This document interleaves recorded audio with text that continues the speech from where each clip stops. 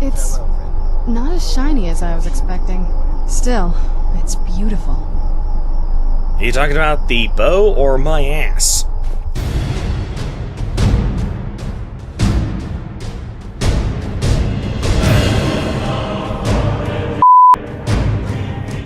What's up guys, Thorn here, and welcome back to another episode of Let's Play Skyrim 100%. In the last episode, we defeated, what's-his-face? Werther, and I just noticed something. The view here is absolutely gorgeous. Wow. Alright, now, let's talk to this a-hole and get Auriel's. So the deed has been done. The restoration of this way shrine means that Werther must be dead, and the betrayed no longer have control over him. Yeah, well, it turns out they weren't to blame. What? What are you talking about? He's a vampire. A vampire? I see. That would explain much. Deep inside, it brings me joy that the betrayed weren't to blame for what happened here. Oh, why is that? There's still a bunch of just savage killers. Because that means there's still hope that they might one day their hatred and learn to believe in Auriel once again. It's been a long time since I felt that way, and it's been long overdue. My thanks to both of you. Alrighty. You risked everything to get Auriel's and in turn, you've restored the Chantry. I can't think of a more deserving champion to it than you. If you wish to learn more about the or obtain sun-hallowed arrows for it, I'd be more than happy to help. You've but to ask. Okie dokie. And... Alright, now, this Auriel's... As you can... This is a great way to fight against vampires. However, the sun-hallowed arrows... We're going to actually be modifying Auriel's bow to actually blot out the sun. Once we modify it with the blood of a pure-blooded vampire, we will be able to shoot it at the sun, and that'll block out the sun not as shiny as I was. And its harmful effects on vampires for 10 real-time minutes. So, as you can see, I've got myself a metric ton of elven arrows, and I can actually convert those into sun-hallowed arrows.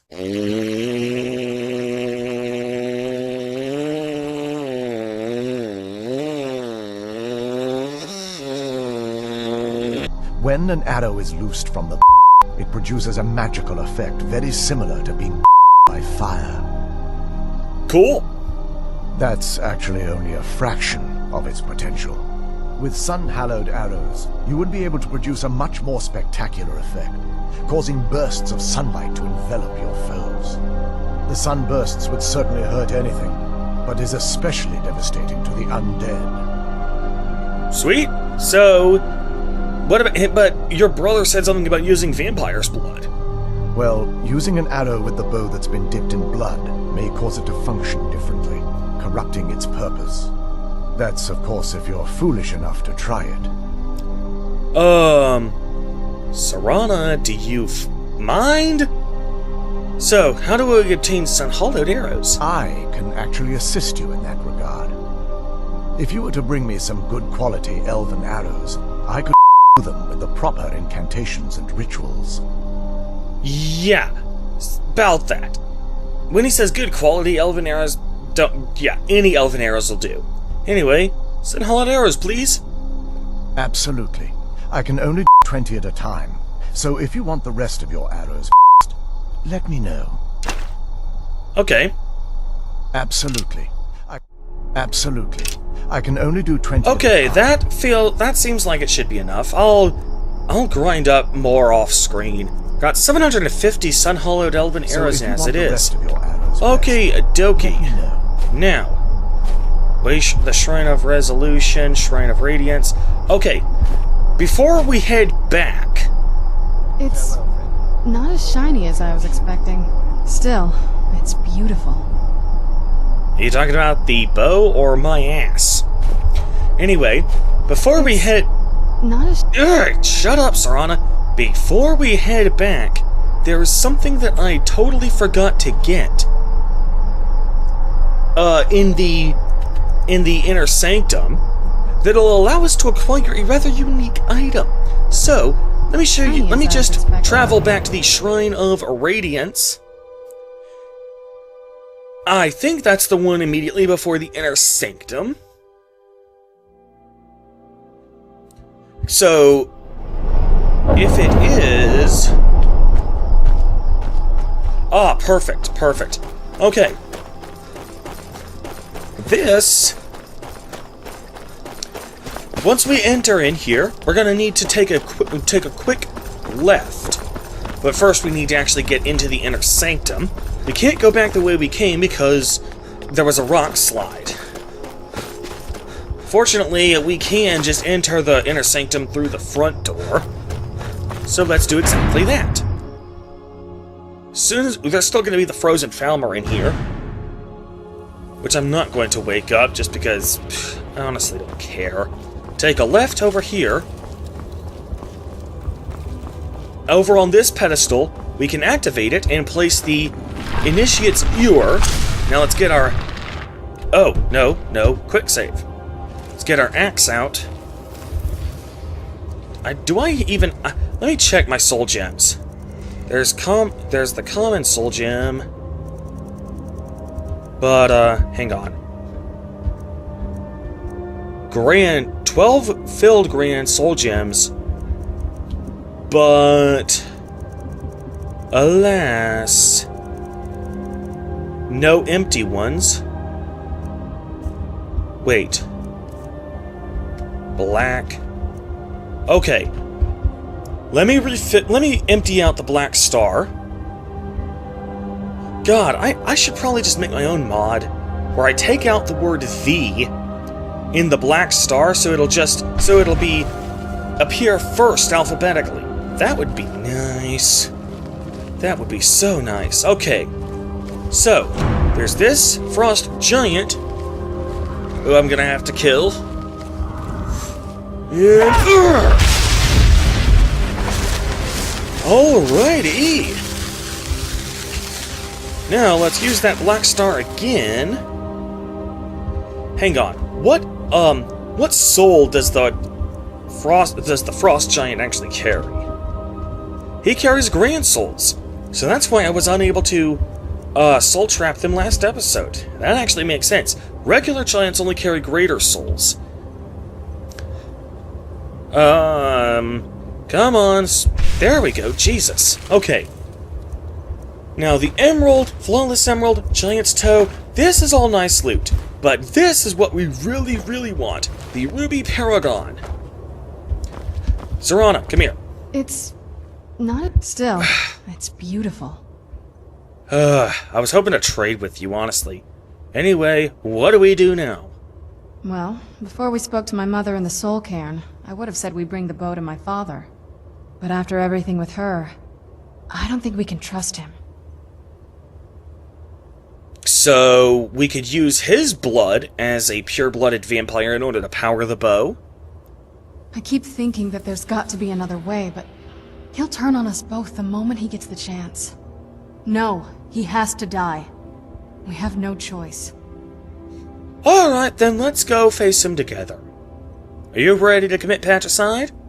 Thank you. Somehow I knew you'd understand. Yeah, I kinda do understand. Reasons I won't get into today. Activate the altar. No, I'm not gonna bother. Alright, we got the ruby paragon, now it's time to get out of the Inner Sanctum. There is, something else we need. I forget which way shrine we have to travel to, but if I have to travel between them, I'll we'll just cut it out and let you know when I actually reach the one I'm supposed to go to. I know what the correct path is supposed to look like once I actually teleport to that correct way shrine, so I'll be able to recognize it when I see it. Temple Balcony, Shrine of Learning, I think Shrine of Sight. I think Learning is where I go. I'm just guessing, honestly, at this point. Once I see the correct path in front of me, I'll instantly recognize it. Alrighty, quick save, and I'm no fan of the sun. No, that's Radiance. Better than this. Yes, this is where we go. I think.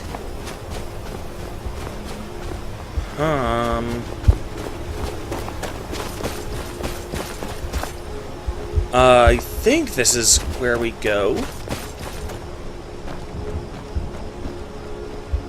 Okay, do you guys remember a couple episodes ago when I said, perfect, stairs, meaning Bethesda wants us to go up them?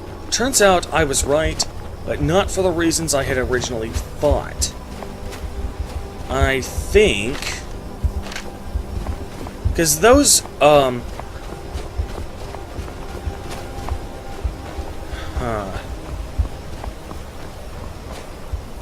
Is this it? This doesn't look like stairs. This definitely doesn't look like the place I was at earlier.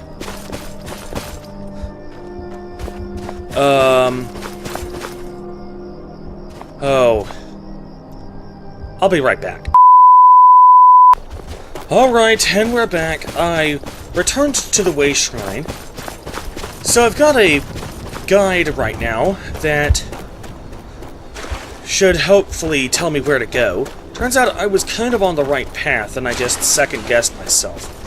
What I'm supposed to do here is just follow the water, and those stairs that I remember going up are actually kind of close to this waterfall here. There we go. You see them off in the distance. These stairs, okay. We want to go about halfway-ish up the stairs. Perfect. This is exactly what I remember.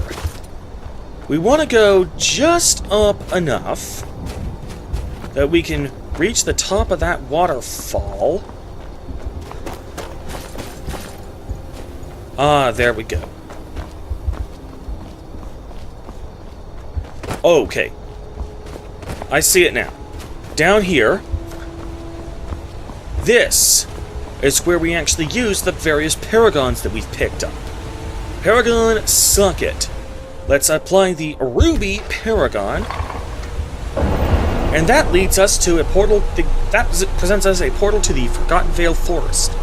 A previously inaccessible, unless you're doing some serious mountain climbing, area of the Forgotten Vale. Now, this is the most important place in the game to actually... This is the most important place in the Forgotten Vale to actually travel to, because it holds a unique item. Where are you, you little a-hole? I know you're here! Come out! Come out and die! You! Die! And there we go. Alrighty. Let's use... Come on, Anyway... Auriel's shield. And, do I dare? Yeah, no, you can keep that. Anyway, so we got what we came for here. Okay, by the way, I should probably explain what this is. The, Auriel's shield, quite frankly, I think I'm gonna just start using that as my new default shield, honestly, because it's honestly better than this. It stores the when I block a melee attack, or I think, does it block an arrow? I'll have to check into that. Mystically, it can be charged up to 15 points. 1 point for each block. And for every 5 points, every time I do a block bash, it'll unleash a bit of a knockback effect. At the maximum charge, 15 points, or 3 notches on the knockback. It's basically the equivalent of Unrelenting Force, the Shout. So this is honestly going to be a sweet shield. So, that's definitely gonna come in handy. Anyway, now that we've gotten that, there's honestly no longer any reason to continue to stay here. So, let's get out of here. Let's finish this Dawnguard main quest.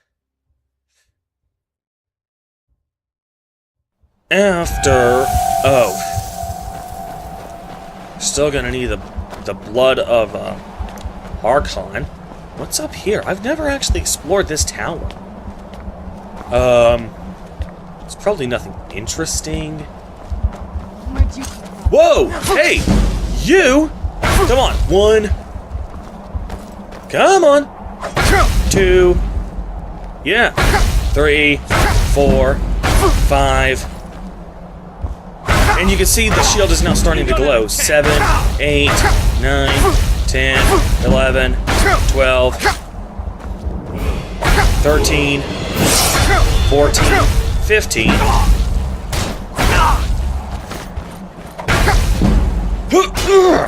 That's supposed to... What the hell?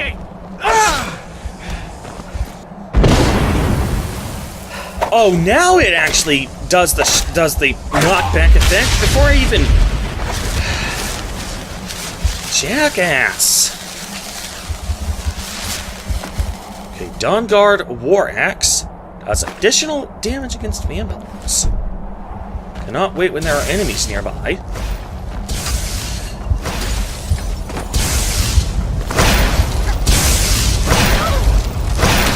Hey! Okay, I should probably recharge this. Just to get my enchanting skill up. Because, that's the reason I got the Black Star. And let's also... hang on. Let's also... recharge... me again. Ugh, this takes forever! I'm gonna...